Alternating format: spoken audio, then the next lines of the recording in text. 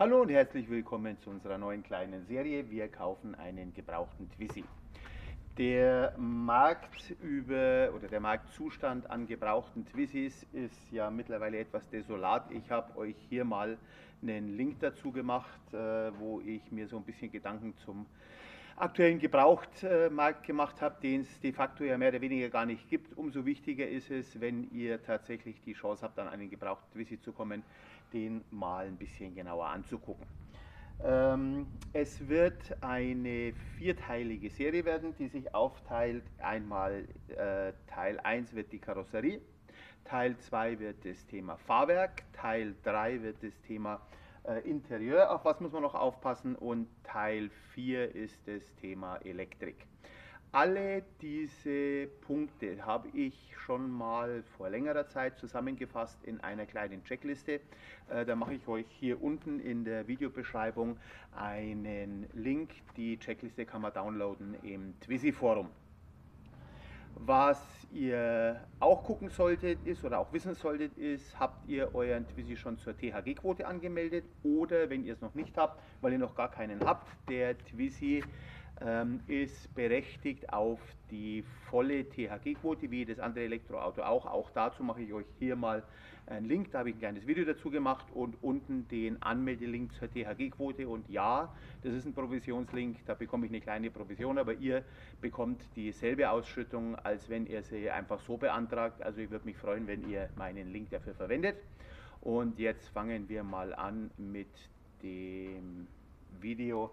Teil 1, Thema Karosserie.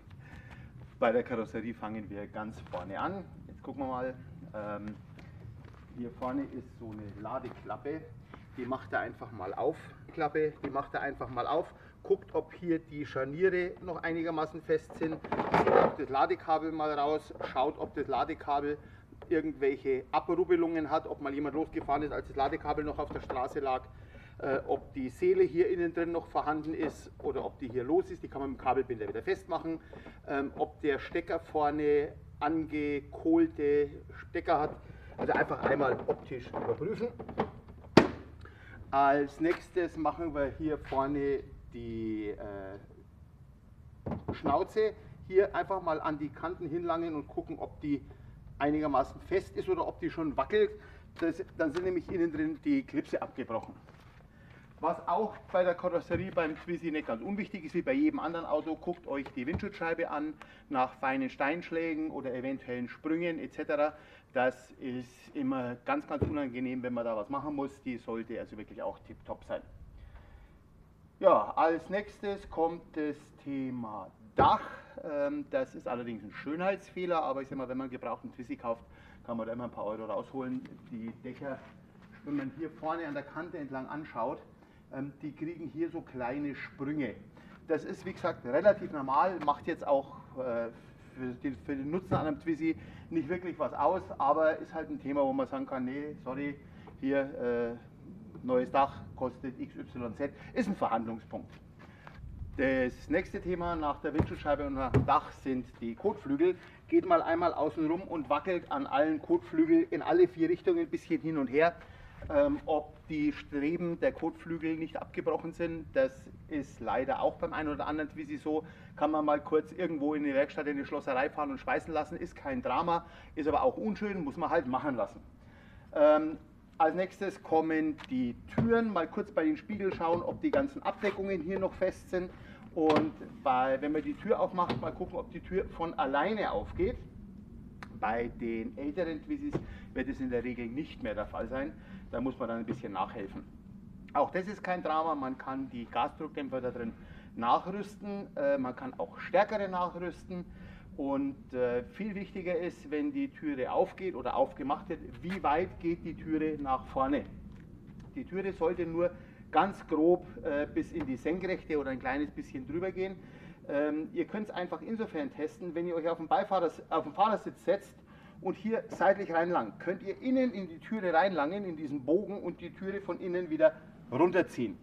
Wenn die Türe weiter nach vorne kippt, dass ihr hier innen nicht mehr, wegen diesem Plastikfenster, nicht mehr in die Türe reinlangen könnt, dann ist hier vorne drin der Gummi kaputt. Das ist ein Anschlaggummi. Da habe ich euch hier ein Video dazu gemacht. Schaut euch das bitte an. Ist jetzt finanziell kein Drama. Kann aber eins werden, wenn der Gummi ganz runterfällt und die Tür nach vorne durchfällt bis zum Anschlag und dann dadurch kaputt geht. Wenn wir die Türen angeguckt haben, schauen wir mal, ob wir einen Twizy gekauft haben mit Fenster oder ohne Fenster. Wenn er mit Fenster ist, guckt, ob die Magneten da sind.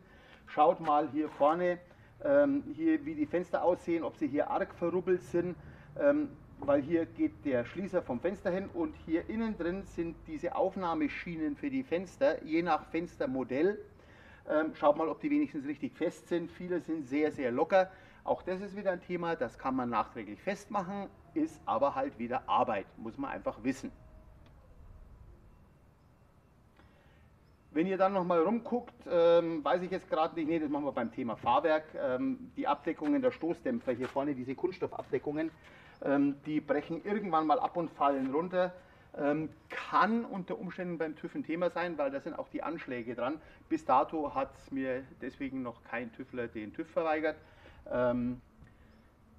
Das war dann nochmal der Video Teil 1, ganz grob zum Thema Karosserie. Dass man mal einmal rumgeht und einfach mal guckt, ob alle Teile hier einigermaßen fest sind oder grobe Kratzer haben oder Sprünge oder Risse. Das denke ich, muss ich nicht extra erklären, das versteht sich von selbst. Ansonsten haben wir das Thema Karosserie jetzt mal erschlagen. Im Video Ich kaufe einen Gebraucht-Twizy Teil 2 geht es dann um das Thema Fahrwerk und Bremsen. Das wird ein bisschen ein ekliges Thema. Ja, da mache ich euch hier unten den Link hin zum nächsten Kaufberatungs-Twizy für gebrauchte Twizys. Thema Fahrwerk, Bremsen. Bis zum nächsten Video. Tschüss.